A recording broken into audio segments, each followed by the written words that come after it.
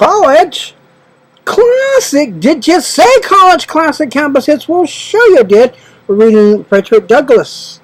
This is for... The reason I'm reading this is because of slavery. As we read in Revelations 17 and 18, we see the prostitute judging and causing slavery among the people, but the people don't know that they're being conditioned to slavery, just kind of like the Africans before they became slaves. They didn't know that was coming their way either, but it came, and once it came, it was full blown. And we're discovering that today in modern society. We see here in Revelations 3, God warning about devil worshippers. In Revelations 3, God says, the Holy One, the one who has the key of David, the one who opens and no one can close, and closes and no one can open. I know your works, because you have limited strength. You have kept my word, and you have not denied my name. Look, I have placed before you an open door that no one is able to close. Take note. I will make those from the synagogue of Satan who claim to be Jews, who claim to be righteous, who claim to be brothers and sisters. They're not. They're of the synagogue of Satan. They're liars. I will make them come and bow down at your feet, and they will know that I have and I do love you. Because you have kept my command to endure. I will also keep you from the hour of temptation that is coming across the whole world to try them who live on the earth. Wow. So basically, this woman who has taught them to commit idolatry, fornication, sodomy, she's busting out now. She's not no longer a princess. She's a queen now, a prime minister's wife, a president's wife. She's a queen. She's up there, and she's going to cause a lot of trouble. So when we look in Revelations 6 to the seals to that sixth candlestick, here's what we find here. When he opened up the sixth seal, a violent earthquake occurred. The sun turned black like sackcloth and made of goat hair, and the entire moon became like blood. The stars of heaven fell to the earth as a fig tree drops its unripe figs, shaken by a high wind. And the sky appeared like a scroll to roll up, and every mountain was moved from its place. Now this is a horrible earthquake, or this is somebody who plants an atom bomb into one of the main fault lines.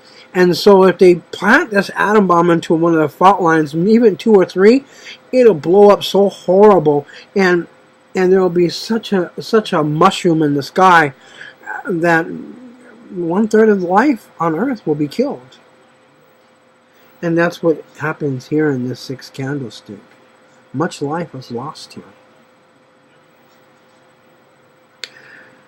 So a white robes was given to them in the fifth seal, but in the sixth seal, it says, in the fifth seal, wait, we'll give them white robes, wait for the rest of your brothers who are about to be killed as you will be killed.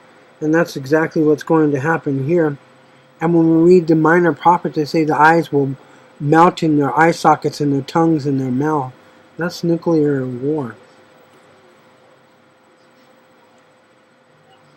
So the kings of the earth and the nobles and the military commanders, the rich, powerful, and every slave person hid in the caves among the rocks and mountains, and they said, "Fall on us. The one who's going to judge us is coming to judge us."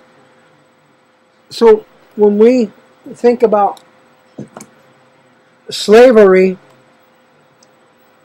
we think there's a way to escape before all that comes upon us. God says, I leave you an open door. That means you can escape what's going to happen, what's going to come.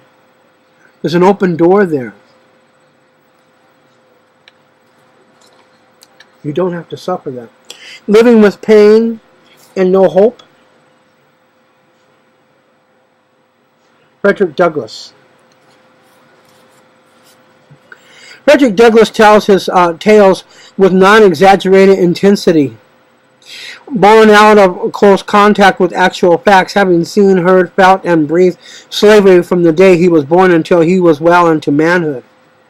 In one of his books about his life, he notes the maximum laid down by slaveholders. It is better that a dozen slaves suffer under the lash than that the overseer should be convicted in the presence of the slaves of having been at fault. Most of the overseers were cruel beyond belief. Having had a brief spell of an overseer was bad. We have overseers today. They're very bad. If you don't obey them, they'll go after your family members to hurt your family members. And their craft is very powerful. It's a priest craft, and they're using it to hurt people. They attack. I read this book called Satan and Demons, and they attack the blood cells, the bloodline. They cause heart attacks, strokes, miscarriages. They cause blood diseases, cancer, brain tumors. They're very good because they're demonic. And you see that right there. They say there's a synagogue of Satan. Yes, these are Satan's angels, Satan's helpers. They're cast down to the earth. They can no longer go up. So that's why the sky looks black sometimes, because those stars are no longer shining up in the sky. Such as Mr. Hopkins, who was relatively fair, but he did not last long. Not severe enough, perhaps. His place was taken by Mr. Gore, severe. Gore, what's in a name? What's in a name? Samantha Fox. Samantha Fox. Oh, what's in a name? Gore was a young man, but he was hardly ever seen to smile and never had told a joke. His sharp, shrill voice brought terror to the slaves. He knew how to humiliate further those who were born in deepest humiliation. Once he was whipping a male slave next to the creek, and the man jumped into the creek to cool and soothe his stinging, bleeding back, standing in the water. He refused to come out. I'll count to 3, and if you do not come out by then, I'll shoot you, he counted. The slave did not move, and Gore brought up his musket and shot the man. So what happened to Gore? Nothing.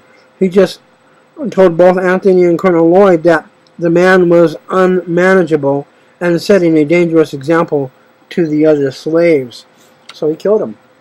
Right? A man could commit murder and other atrocities and remain a respected citizen of the community, killing a slave or any person of color for that matter. You know, they're doing that today with all this ISIS stuff going on. From Israel to Egypt to Hebron, even America.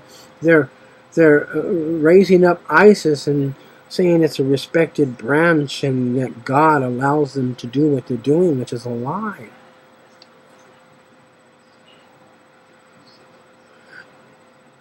A man could commit murder and other atrocities and remain a respected citizen of the community. Killing a slave or any person of color, for that matter, was not treated as a crime, neither by the courts nor by members of the community.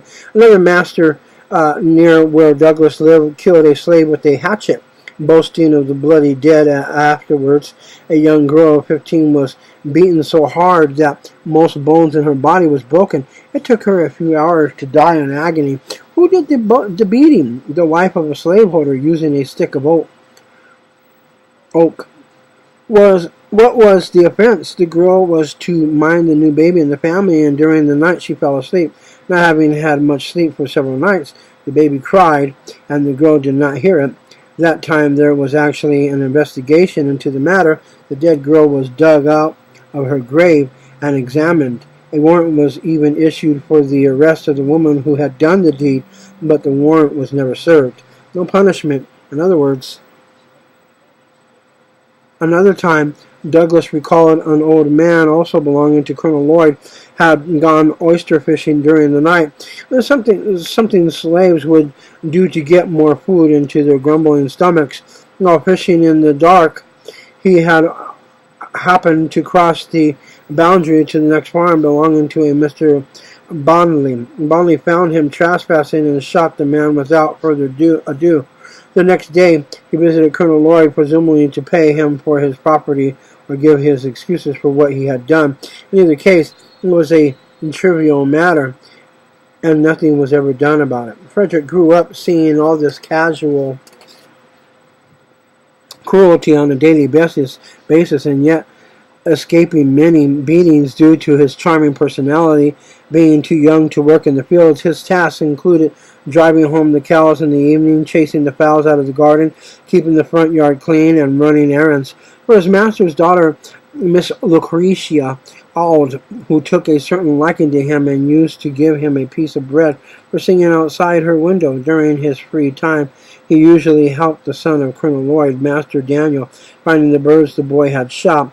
Daniel liked Fredrick and became a sort of protector of the younger boy, whose main sufferings had to do with being hungry and cold.